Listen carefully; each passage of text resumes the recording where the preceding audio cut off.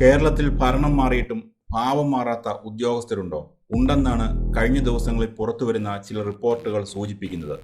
10 വർഷത്തെ ഇടതുമുന്നണി ഭരണത്തിൽ അധികാരത്തിന്റെ ഇടനാഴികളിൽ രൂപപ്പെട്ട അദൃശ്യമായ ഒരു ഇടതു കോട്ടയുണ്ട്.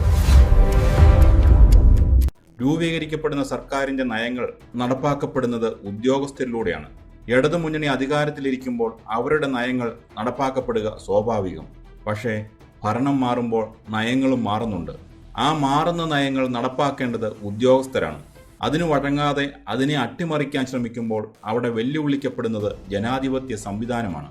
10 വർഷത്തെ തുടർച്ചയായ ഭരണകാലയളവിൽ ഭരണ സംവിധാനത്തിൻ്റെ തന്ത്രപ്രധാനമായ എല്ലാ കസേരകളിലും തങ്ങളുടെ ആളുകളെ തിരികെ കയറ്റാൻ ഇടതുമുന്നണിക്ക്, പ്രത്യേകിച്ച് CPM-ന് സാധിച്ചു. ഇതിൻ്റെ നേരിട്ടുള്ള പ്രത്യാഘാതം ഇപ്പോൾ അനുഭവിക്കുന്നത് ചുമതലയേറ്റ പുതിയ UDF സർക്കാരാണ്. മുഖ്യമന്ത്രി VD സതീശൻ്റെ നേതൃത്വത്തിലുള്ള പുതിയ മന്ത്രിസഭയോടെ ഇടംതടിച്ചു നിൽക്കുന്ന സമീപനമാണ് ഒരു വിഭാഗം ഉദ്യോഗസ്ഥർക്ക്. പുതിയ മന്ത്രിമാരെ തെറ്റിദ്ധരിപ്പിക്കാനും ഭരണപരാജയമെന്ന രീതിയിൽ വാർത്തകൾ സൃഷ്ടിക്കാനും ബോധപൂർവമായ ശ്രമങ്ങൾ നടക്കുന്നതായി UDF സംശയിക്കുന്നു. ഇതിൻ്റെ ഏറ്റവും വലിയ ഇര ആരോഗ്യ വകുപ്പാണ്. കോടിക്കണക്കിന് രൂപയുടെ മരുന്നുകളും സാധാരണക്കാരുടെ ജീവനും കൈകാര്യം ചെയ്യുന്ന വകുപ്പ്. ആരോഗ്യ വകുപ്പ് മന്ത്രിയെപ്പോലും ഉദ്യോഗസ്ഥർ തെറ്റിദ്ധരിപ്പിക്കാൻ ശ്രമിക്കുന്നുവെന്നാണ് പുറത്തുവരുന്ന വിവരങ്ങൾ.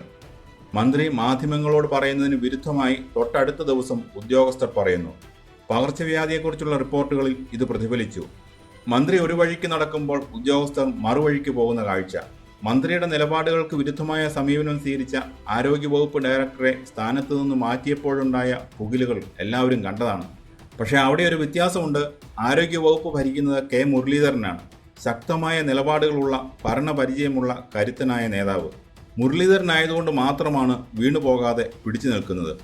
എങ്കിൽ പോലും ഈ ഉദ്യോഗസ്ഥ അട്ടിമറി എത്രത്തോളം ആഴത്തിലുള്ളതാണെന്ന് ഇത് വ്യക്തമാക്കുന്നു. ഇത് ആരോഗ്യവകുപ്പിൽ മാത്രം ഒതുങ്ങുന്നില്ല. ആഭ്യന്തര നിയമ വകുപ്പുകളിലേക്ക് വരാം. EDയെ ആക്രമിച്ച കേസിലെ പ്രതിക്ക് ജാമ്യം കിട്ടാൻ വേണ്ടി കോടതിയിൽ സർക്കാർ പ്രോസിക്യൂട്ടർ സ്വീകരിച്ച നിലപാട് എന്തായിരുന്നു? പോലീസിന്റെ ഔദ്യോഗിക റിപ്പോർട്ടിന് തികച്ചും വിരുദ്ധമായ നിലപാടാണ് പ്രോസിക്യൂട്ടർ കോടതിയിലെടുത്തത്. പ്രതിക്ക് അനുകൂലമായി പ്രോസിക്യൂട്ടർ മാറിയ ഈ വിചിത്ര സംഭവം വലിയ വിവാദമായി.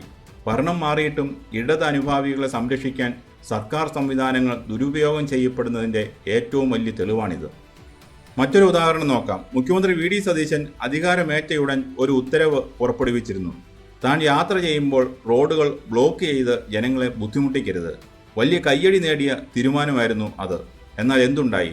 ചില പോലീസ് ഉദ്യോഗസ്ഥർ ബോധപൂർവം മുഖ്യമന്ത്രി പോകുന്ന വഴിയിൽ കിലോമീറ്ററുകളോളം വാഹനം തടഞ്ഞിടുന്നു. എന്തിന്? പുതിയ മുഖ്യമന്ത്രിക്കെതിരെ ജനരോഷമുണ്ടാക്കാൻ.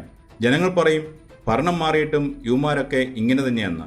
ഈ രീതിയിൽ സർക്കാരിനെ നാണം കെടുത്താൻ പോലീസിനകത്തു നിന്ന് പോലും അട്ടിമറി ശ്രമങ്ങൾ നടക്കുന്നു.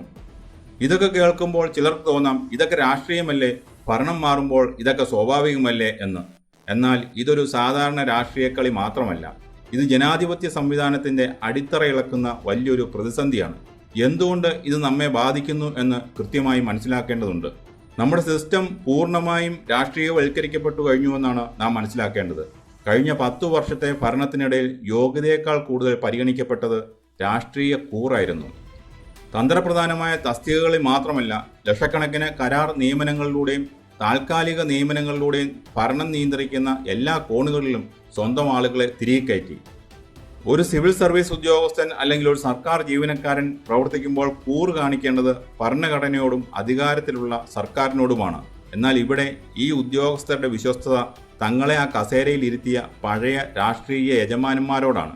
ഇത് ഭരണത്തിൻ്റെ സുതാര്യത പൂർണ്ണമായും ഇല്ലാതാക്കുന്നു. ഒരു സർക്കാർ മാറുന്നത് ജനങ്ങൾക്ക് മികച്ച സേവനം കിട്ടാനാണ്. ജനങ്ങൾ വോട്ട് ചെയ്ത് ജയിപ്പിച്ച സർക്കാർ ഒരു നയം രൂപീകരിക്കുമ്പോൾ അത് നടപ്പിലാക്കേണ്ടത് ഈ ഉദ്യോഗസ്ഥരാണ്. എന്നാൽ അവർ അത് അട്ടിമറിക്കുമ്പോൾ യഥാർത്ഥത്തിൽ തോറ്റുപോകുന്നത് ജനങ്ങളാണ്. ആരോഗ്യവകുപ്പിലെ അട്ടിമറികൾ കാരണം സർക്കാർ ആശുപത്രികളിൽ മരുന്നില്ലാതായാൽ, ചികിത്സ വൈകിയാൽ ബുദ്ധിമുട്ടുന്നത് പാവപ്പെട്ട രോഗികളാണ്.